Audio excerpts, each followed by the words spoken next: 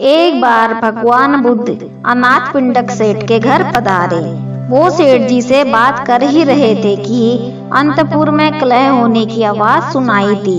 बुद्ध के उस संबंध में पूछने पर सेठ ने बताया कि वो अपनी बहू सुजाता के कारण परेशान हैं। वह बड़ी अभिमानी है, पति का अनादर करती है और हमारी अवज्ञा, इसी कारण घर में हमेशा कलह हुआ करता है।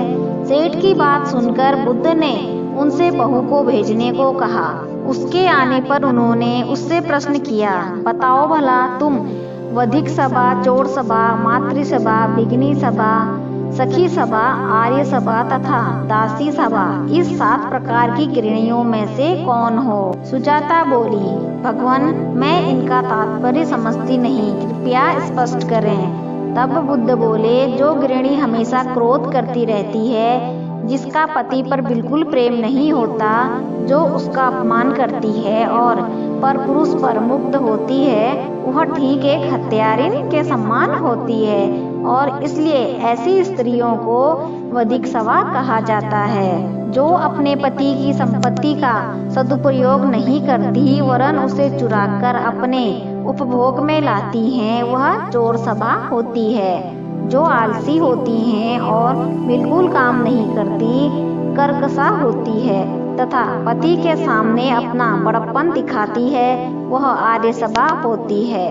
जो हमेशा अपने पति का चिंतन करती है और अपने प्राणों से भी अधिक उसकी रक्षा करती है, वह मातृसभा होती है। जो बहन के समान अपने पति पर स्नेह करती है तथा लज्जापूर्वक उसका अनुगमन करती है, वह भगिनी सभा होती है। जो अपने पति को सखी मान उसे देख चिरयुक्त सखी के समान प्रसन्न होती हैं, वह सखी सभा होती है।